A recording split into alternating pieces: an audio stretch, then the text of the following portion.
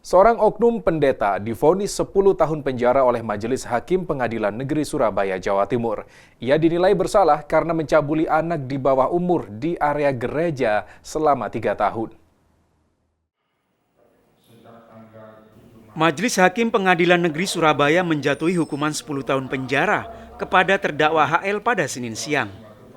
Oknum pendeta yang bertugas di sebuah gereja di Jalan Embong Sawo, Surabaya ini dianggap melanggar Undang-Undang Perlindungan Anak. Hal yang memberatkan terdakwa adalah berbelit saat persidangan, tidak mengakui kesalahannya, dan tidak memiliki tanggung jawab moral sebagai tokoh agama. 2. Menjatuhkan pidana terhadap terdakwa Dr. Ana Layantara dengan pidana penjara selama 10 tahun, dikurangi selama terdakwa berada dalam tahanan, dan menghukum terdakwa membayar denda Rp100 juta subsidi 6 bulan.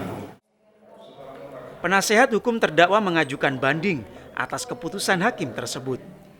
Pihaknya menilai fakta hukum yang dipertimbangkan hakim hanya keterangan saksi korban, sedangkan pembelaan terdakwa ditolak. Kenapa tidak sependapat? Ternyata fakta hukumnya adalah tetap sama. Artinya cuma saksinya adalah si korban. Coba dengar tadi, rekan-rekan wartawan sudah dengar tadi.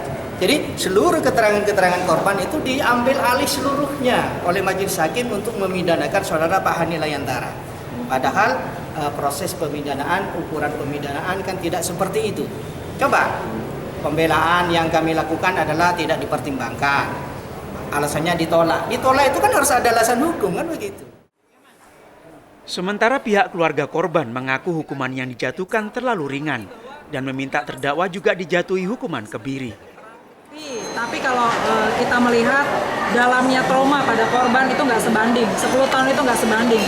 Tadinya kita berharap juga akan ada tambahan hukum kebiri dan ternyata kan tidak ada. Sebenarnya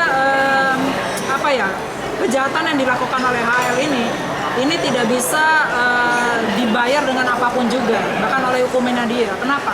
Karena masa depan si korban itu sudah hancur, gitu ya, sudah burem, dan dia merasa bahwa seakan-akan untuk dia bisa bangkit lagi itu butuh waktu, dan butuh waktu bertahun-tahun, dan bahkan saya tidak tahu apakah dia bisa bangkit atau tidak. Oknum pendeta Hani Layantara diduga melakukan pencabulan di area gereja terhadap anak di bawah umur berinisial IW sejak tahun 2008 hingga 2011. Kasus ini baru terungkap saat korban mengalami trauma berat saat hendak menikah. Ia mengetahui jika pendeta yang akan menikahkan dirinya adalah terdakwa. Yuda Furi, Kompas TV Surabaya, Jawa Timur.